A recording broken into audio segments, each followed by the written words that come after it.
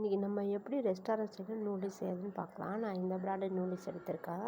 அதுக்கு தேவையான பொருள் கட் பண்ணி வச்சுருக்கோம். பீன்ஸு ஒரு 5 பீன்ஸு, அப்புறம் பச்சை கலர் குடமிளகா, மஞ்சள் கலர், ரெட் கலர், கேரட்டு, முட்டைக்கோஸு, அப்புறம் இங்கே வந்து வெங்காயத்தாள், அது கூட வந்து லீக்ஸுன்னு சொல்லி வெங்காயத்தாள் மாதிரி அந்த டைப்பில் இருக்கும், அதுவும் நம்ம கொஞ்சம் வாங்கி கட் பண்ணியிருக்கோம். அப்புறம் கொத்தமல்லி தழை, இந்த பக்கம் ஒரு 3 பெரிய வெங்காயம் எடுத்து கட் பண்ணிக்கோங்க.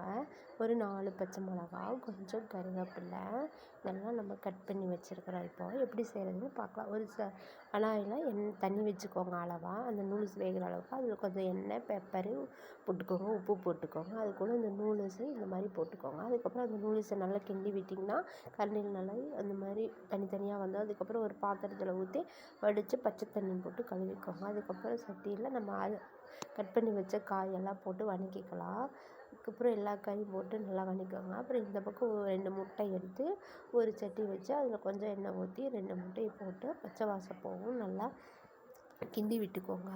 இந்த முட்டை பச்சை வாசம் போக கொஞ்சம் உப்பு அதுக்கு போட்டு அந்த முட்டைக்கு நல்லா முட்டையை கிண்டி விட்டுக்கோங்க. அப்புறம் இந்த பக்கம் இந்த காயெல்லாம் வெந்துட்டுருக்குதுல்ல, அதை வந்து நல்லா வதக்கி விட்டுட்டு அதுக்கப்புறம் அந்த காய் வெந்துட்டுருக்கும்போது நம்ம இந்த முட்டையும் ரெடி பண்ணி எடுத்துக்கலாம்.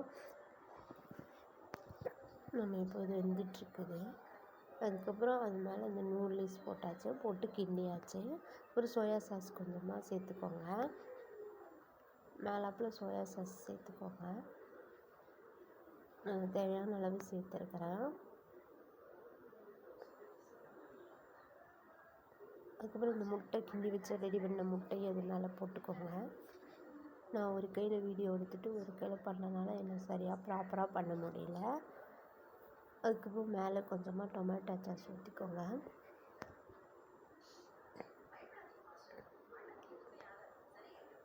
டொமேட்டோ சாஸ் ஊற்றி அப்படியே நல்லா கிண்டி விட்டுக்கோங்க. ஒரு பிடி கொத்தமல்லி தழை, அப்புறம் நம்ம கட் பண்ணி வச்சுருந்த அந்த வெங்காயத்தாளவும் அது கூட சேர்த்துக்கோங்க. கட் பண்ணி வந்து வெங்காயத்தாள், அந்த லீக்ஸ் எல்லாம் வந்து நம்ம முன்னாடியே சேர்த்துட்டோம். இப்போ போட்டது வந்து லாஸ்ட்டாக அந்த வெங்காயத்தாள். அதுக்கப்புறம் ஒரு பாத்திரத்தில் போட்டு இப்படி நல்லா கிண்டி வச்சுட்டிங்கன்னா டேஸ்ட்டான ரெஸ்டாரண்ட் ஸ்டைலில் நூடுல்ஸ்